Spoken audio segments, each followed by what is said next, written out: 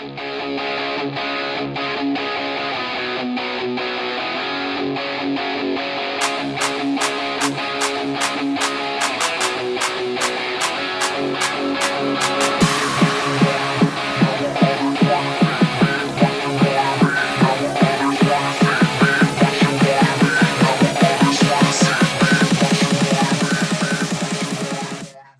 everybody, and welcome to another episode of On the Move with the Caravan football preview with Jim Powers. I'm, of course, with Jim Powers. Jim, how are you doing this week? It's just a great week. We've got state volleyball that I'm actually at today, and Jefferson R7 making another terrific run to state, along with a couple others from the metro area. So it's going to be a fun weekend down here at the Show Me Center.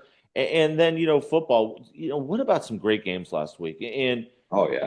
not even so much the games. What about the performances? I mean, Cole Rubel ties the school record with 7 touchdowns. I was watching that game and, just amazed at what he was able to do against, a really tested Junior Billiken defense. So, but, you look at that, you look at Kirkwood, blowing the doors off people. You look at Herky with a nice win. You look at Pius. I mean, just some great individual efforts. I mean, wins are hanging right there with Gateway till the final 3 minutes of the ball game. So, some great outcomes, some great wins. But I tell you what, this weekend is the precursor to what I think everybody is anxiously awaiting for, because there are just so many rematch possibilities that we saw from earlier in the regular season that we could see in win and go home scenarios. Advance and move on, lose and you're turning in your pads on Monday afternoons. So, this week is the appetizer, so to say, to next week's main course of just some unbelievable matchups. And we've got some great matchups this week as well in the district semifinals. Yeah, and that's what we said past couple of weeks is just, the first round games will be good, but the semifinals and finals are going to be the thing that everybody is really looking forward to. And I'm the same. I'm one of those guys. I think there's some really great matchups that we have coming up. So let's go ahead and just jump right into those. We got Class 3 District 2, and Ritter had the bye, so they're going to be playing Roosevelt. University City is going to be playing Herculaneum. Jim, why don't we talk a little bit about this district? Yeah, Herky with a nice win over Bayless. I mean, they had the battle, and you knew that the Broncos were going to give them everything that they wanted, and they sure did. But Herky did what they needed to do. They got a couple scores late in the ball game to kind of salt that thing away, and they're going to take on a U City team that's pretty talented. They're the number 2 seed in the district. Derek Colquitt's done a terrific job, taking over that program and getting them to this step. So that's going to be a great matchup. You know what, Roosevelt, I saw you play earlier this year. It's one of those where you're playing the best team in the state of Missouri right now at Class 3, and that's what Cardinal Ritter is. Plus, you give them a week off to get healthy, to kind of get better individually and things like that. Once again, in no disrespect to the other 3 teams, but this is Cardinal Ritter's district to lose. I mean, and honestly, I just don't see that happening. I think everybody is anticipating a really big matchup in a couple weeks, but it all depends what happens in the upside of that bracket, in District 1 with Valley and with Park Hill Central. But Ritter's just sitting there waiting. They'll take care of their business. I think the Herky U City game could be a terrific game Saturday afternoon over at U City. I think if Herky can figure out a few things defensively to stop U City's running attack, I think they can move on and play Ritter in the district final next week. Yeah, they've played some really good defense throughout the entire season, and give credit to Bayless. I mean, that's an improved Broncos team that played better towards the end of the year, and you've already played. There's some familiarity there too, and it's hard to get sometimes through kids' heads. Hey, you might have beat them once. That doesn't always mean you're going to beat them twice. And I look for them to bounce back. I mean, personally, since I know several of those kids that play for Herky, I hope that they put on they have good games and a solid performance, and then that way they can advance their season and do something special. I mean, yeah, I think it's Ritter's for the taking though when it's all said and done. Yeah, without a doubt. And you know what? Herky's had a terrific year this year. And I think you beat U City to get to the district final. you're going to get a plaque. Is it going to be the plaque that you ultimately want? No, Right. but it's just how the districts all shook out this year. But yeah, I mean, what a terrific year for the Black Cats, and a lot of those kids, and to see the success in the program building in the right direction. That's exactly what you want to see, and I think they've done that this year. 100% agree. So let's move on to Class 4 District 1, where Hillsboro, who had the bye, they're going to be taking on number 4 Farmington, who defeated Perryville. And on the other side of the bracket, we had number 2 North County taking on number 3 Festus. So there's no upsets here. And the first round scores were some big margins of victory. But at the same time, I think there's going to be a collision course of a rematch of a game that already happened this year. Don't you think, Jim? Oh, without a doubt. And the big thing is going to be Hillsboro bye week. You get Austin Romaine a little bit healthier. But if I'm them, I don't think you need him on the offensive side of things against Farmington. I think if you do what you do and how you take care of your business, I think it's going to be great for them to rest him for one more week and then kind of see if he can get that cast off and, kind of move forward and all that stuff. But and one thing that you got to be careful of is Festus. They're playing some good football right now. And if Yeah. I'm North County, this is, we talk about trap games and things along those lines. This is a trap game because if you come out looking ahead to that next week possibility, Festus is the type of team that can come up and, bite you a little bit. So you've got to be careful. You've got to approach this like you would approach any game, because there's a lot on the line. And Festus is a team that can come up and get you. They've really kind of solidified some things over the back part of the season, and they're playing better football than what they started out with. So, you got to be careful. But I think, on paper, if you look at it, yeah, we're looking at the rematch 1 and 2 that we saw earlier this year. But you got to be really, really careful and not have your kids looking ahead so much. Right. And that's going to be the danger for North County, is just doing just that, because there's a lot of anticipation built up for the game against Hillsboro that was there the last time they played. But Festus can definitely play the spoiler and have a chance to play in the district championship if the Raiders aren't careful.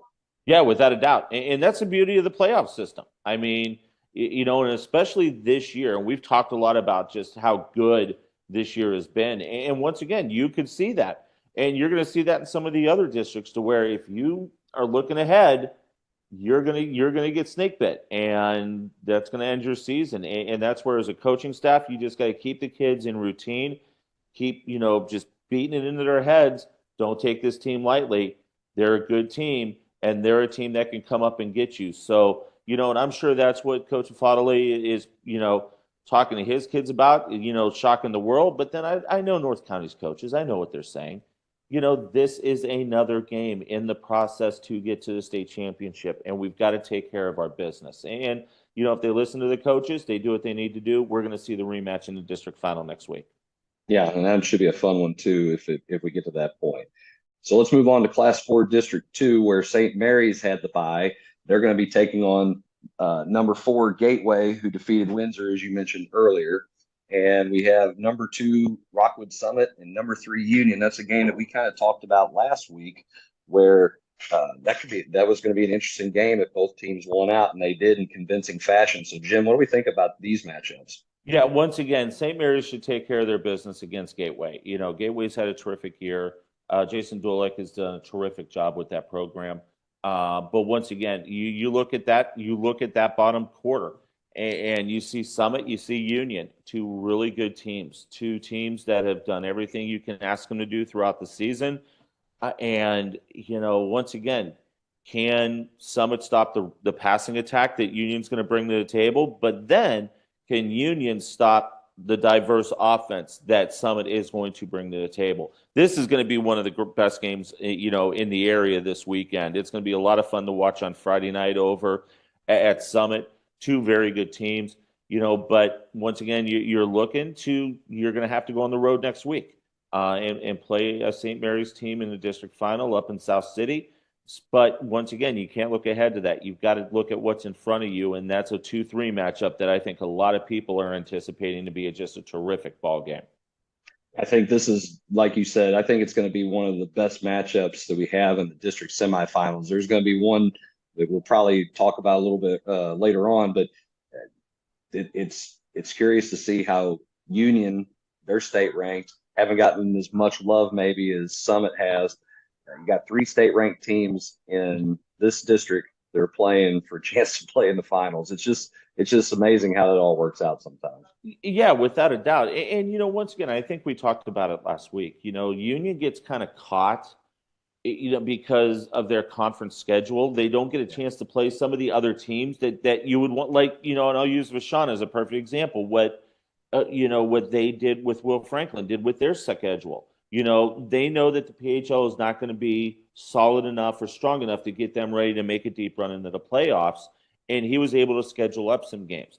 Union, a little bit of a different scenario because there's more teams in their conference. They've got to play, more conference games, and they only get a couple non-con games. And you've got those natural rivalries that they have too, down 55 and over, towards Washington and St. Clair and all that stuff. So no offense to that, but it's going to be really interesting to see how they will come up with the physicality that Summit is going to bring to you, especially on the defensive front, where Summit just loves to do all sorts of crazy, stupid stuff, and they're really, really, successful with it. And it's going to be interesting to see how their offensive line can deal with some of the stunts and some of the blitz packages that Summit's going to bring to the table. Yeah, and this going to be kind of the matchup of contrasting styles a little bit with the defensive Summit and the offensive Union. So again, another one that's going to be a lot of fun to watch. And I think a lot of people have got that one circled in just to see. But at the end of the day, winner's got to play St. Mary. So you can't look ahead. You got to take care of your business. Otherwise, you're going to be at the house. Yeah, without a doubt. I know Friday night after the first three volleyball championship games, I'll be in the media room with that, probably one that game on and another one to watch that one down at down at the Show Me Center. It's going to be appointment viewing. Believe me when I tell you on Friday night. Absolutely.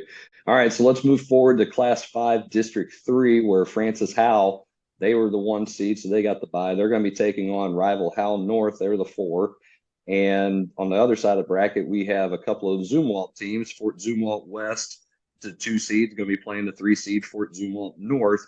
Both teams won in shutout victories last week. So, Jim, I mean, got some interesting games here.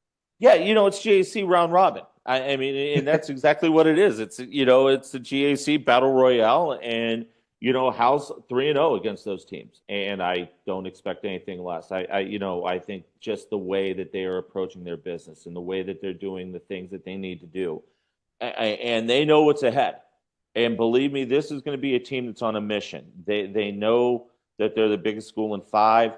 They know what's on the right side of that bracket, and they know what's going to come down the pipe, especially when you look down below, when you've got Carthage, Webb, Camdenton, Lebanon, all sitting right there. If they can win their games, we talk about 3 state-ranked teams, in that Class 4 district. How about 6 state-ranked teams on the right side of the bracket? In Wow. 5. I mean, it's and once again, it's just the luck of where it was. This year. I mean, if it's next year, you've got 1, 2, 3, 4 on the left-hand side, and you're looking at the possibility of a Hal Eureka, a Hal MICDS, even a Hal Lafayette matchup. You got Jackson sitting in there too, and nobody's been talking about them. Yeah, they lost 3 games, but they're still doggone good, and that district's going to still have to run through the pit. And Yeah. I'm really, really shocked that not a lot of people are giving Jackson credit, because they're going to be a tough out. They played an extremely tough schedule, and they are a team that you have to watch, and they're getting no state votes. Brett Eckley, I guarantee you what he's telling his kids down there. He's saying, guess what? We're going to let it rip. Nobody's giving us any credit. We've lost 3 games. So what? Let's just go out there and let it loose and have a lot of fun. And that's when a team is most dangerous, is when you're flying under the radar, nobody's really talking about you, and the expectation level, even though in that room, in that locker room, the expectation level is there, not a lot of people think that the expectation is there that they're going to win, especially when you look at Class 5 as a whole. but they are a team that you absolutely have to watch, and you've got to be really careful about. And I know Hal is doing the same thing on the other side. They know that they've got a gauntlet to run through, and it starts this week with Hal North, who they beat handily earlier this season. Then they're going to get a rematch against either West or Zumi North, and then you've got what's going to have a Holt team that you may have to run into again. I mean, Holt and Timberland, what a rematch in that one, that we're going to see this week. Normally, that would be a district final. That's a district semifinal, the way that the points shook out. I mean, the GAC still does not get the credit that they deserve. The GAC is one of the top football conferences in the state of Missouri, and you're seeing it with the way that this thing's all shaken out. I mean, it's just fun football to watch. And when you've got, 6, 7 of their teams remaining, come on. You can't tell me that they're not one of the top conferences in the state of Missouri, and they should be recognized at that with the year that they've had this year. Yeah, there's been such good football that's being played there right now, and to see these teams and to see them compete now, you get the semifinals and finals districts. Sometimes even some of these games might bleed over into the next round of the state playoffs. It just makes for some really good football games, and if you're a fan, it's awesome. And I look at, say, a team like Jackson. That's all bulletin board material, man. When you don't get those rankings and that recognition, and you up your schedule and you're playing some really good teams, that's what you're going to do. You're going to go in there and you're going to just throw that stuff on the locker room. I would be surprised if there's a whole board full of clippings and different things that are up there. I know if I was a coach and I had that kind of team, I would for sure do that too. Oh, there's absolutely no doubt about it. I mean, you know what? If I'm Coach Eckley, it's not a board. I've got half of a wall already. But he doesn't have to do that. His kids know. They know what the expectations are inside that locker room, and they know that it's not going to be an easy road for them. But they also know that they're a really good football team, which a lot of us that cover know that they're extremely good. You look at their schedule. You're 3 losses. Edwardsville, who is playing right now in the Illinois side. You've got a Hal team that is playing, and then you've got a Holt team that is still playing. That's 3 losses that aren't too doggone shabby in the grand scheme of things. Right. So once again, and then you look at the bottom side, you got Carthage and Webb collision course. You got Camden and Lebanon collision course. You got to take care of your business. I mean, once again, you win 5. You're the best team in the state of Missouri, any class, bar none. And I've said that all year, and I will continue to say that until the state championship game, the first weekend of December, because I think it's the truth. Yeah, it's such a good class. And speaking of which, let's move to Class 5 District 4. You've already kind of mentioned a little bit. We got number 1 Holt, who had the bye. They're taking on number 4 Timberland, so there's that rematch. Then you have number 2 Halley. They're going to be taking on. Here's the upset in our highlighted district matchups, where Battle defeated Capital City last week by 20. Battle, I know they're kind of under the radar because their record a little bit, and they didn't get the points, but they're a much improved football team too. So, what do you think about this district, Jim? Well, I look at Holt and Timberland. It was 42-35 a couple weeks ago. And once again, what defense is going to make the big play at the end of the ball game? That's where this game is going to end up. I mean, these two teams have hooked up the last couple years and had terrific games. Battle of Wentzville, you're going to see 9,000 people, at Holt on Friday night in what's going to be just an absolute insane atmosphere for high school football. That's what you love. If you're a kid and you can't get up for this game in front of that many people, you should not be playing high school sports. If the media guys are more excited than you are, there's something wrong. There's something definitely wrong. And this is that type of game. I mean, you're looking for, once again, bragging rights in Wentzville. You're looking to move on to the district final against, Helias. They're a really solid team. But Battle, took care of their business last week against a good Cap City team. And that's going to be a terrific ball game down at Helias on Friday night. So once again, you can't look ahead. You've got to look at what's in front of you. and what you have coming up. And once again, I'm telling you, the atmosphere at Holt on Friday night is going to be off the charts. And if you're out in St. Charles County, you want to see probably one of the best district semifinal matchups in the state. That's where you need to be because it's just going to be a lot of fun to watch. Yeah, it sure is, and it should be. You're right. Which defense is going to make a play, but then at the same time, who's going to have the ball at the end? Yeah. Because that might decide who wins the whole thing. Well, Uh, it's who's got the ball at the end, but then can that defense make the stop at the end? And once again, that's where it all comes around. I mean, and you've got playmakers all over the place. On both of these teams, on both sides of the ball, and that's where it just gets fun. And like I said, if you're not up for a big game like that, you shouldn't be playing high school sports because this is what it's all about for these kids. there might be something wrong with you if you can't get up for this kind of game. So let's move on to Class Six District One, where everybody has to play in round one and no buys. Number one, CBC took care of Vianney. Number four, Kirkwood with an impressive win over Limburg, as you mentioned earlier when we started. Number two, Marquette. They're going to be playing number three, Seckman, who won a wild game against the Junior Bills, as you had said. We got some really good matchups here. I think if we talked about our top seeds playing in their matchup and the bottom part of the bracket in their matchup, this could be probably pound for pound the best district matchups this week. What do you think, Jim?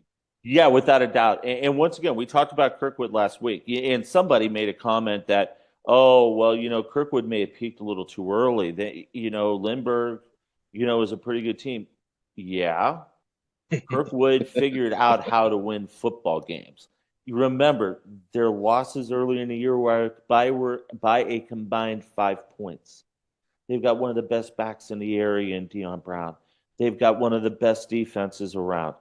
They are going to give CBC fits. And I'm telling you, Scott Pingle, he doesn't like this draw because he knows that this Kirkwood team has figured a lot of stuff out in the back part of the season.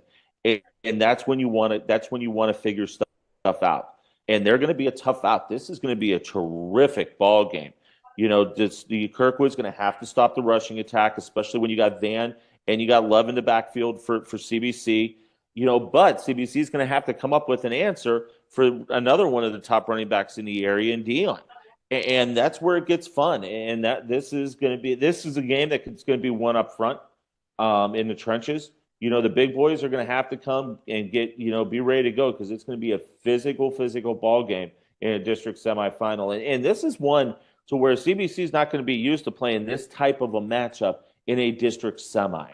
And Yeah. they've got to be ready to roll. And then you look down, once again, Cole Rubel, 7 touchdowns, ties a school record, just did everything imaginable to put that Jaguar team on his shoulders and get them across the finish line last week. Now they get a tough matchup against the Marquette team. Jack Alhart, one of the best quarterbacks in the area. They've got a really good defense. That this matchup is really intriguing in a lot of different ways. Seckman was able to stop some of the passing game for the Junior Bills. Now they've got to do it once again, and then once again, and then once again, if they want to make it through. But what a terrific victory for Seckman. I'm just so happy for them making it to the district semifinal, especially in that district where, you get a lot of the big kids on the block and it makes it really interesting. But yeah, that district is really, really interesting. And yeah, CBC is the defending state champ, but nobody's just going to give them the state, the return trip to Columbia on a silver platter, because if you can make it through this, most likely you're going to have Liberty North sitting right there waiting for you in that state semifinal. Yeah, and that's the thing too. I think you had kind of mentioned it last week about Kirkwood. If they would happen to win and beat Limburg, what kind of matchup this would be with CBC? This is I think they're the scary underdog favorites here in a way, because I think Coach Macklin might have some stuff cooked up for CBC, and it's just really exciting to see what this kind of matchup in the semifinals, as you said. I think this is the best district by far. Yeah, without a doubt. And I guarantee you, the playbook, there's still a few things sitting there for J-Mac. Believe me when I tell you that may get rolled out this week. So no, without a doubt, I love this district. I think it's a great district. And Kirkwood's a dark horse, and I'm telling you right now, they're sneaky good. They figured out how to win ball games, and if they can continue on that upward trend, they're going to be a really tough out on Friday night for the Cadets. But once again, you got to give the Cadets all the credit in the world. They're the number one. They're number two in the state all year long. They're the number one team in the district. They're the defending Class 6 champs. Scott Pingle has got a program, and their expectations are very simple: Columbia or bust. I don't care what our record is. If we don't make it to the state championship game, this was not a good year. And that's what those kids grow up in. That's what the program builds in those kids. And so it's going to be an incredible atmosphere once again over at CBC on Friday night. It's going to be a great game. It's going to be a lot of fun to watch those two. And then about 5 miles down the road, you got Seckman and Marquette. I mean, and once again, that's going to be an incredible environment as well Friday night. Yeah, it is. It should be a lot of fun. So hopefully people can get out there and watch those games. If not, hey, Mission TV, I guess, go ahead and watch it if they have it streaming because it's gonna be worth watching their price of admission. Let's move on to Class 6, District 2 to finish up here. We have number one Troy, who took care of their business in an impressive fashion against Hazelwood West. They're going to be taking on fifth seed DeSmet, who for the longest time this year had been ranked with a very subpar record, but their strength of schedule is pretty good as we've come to know. They beat Rittner last week. And then on the bottom side, we have number two Rockbridge, who defeated their arch rival Columbia Hickman.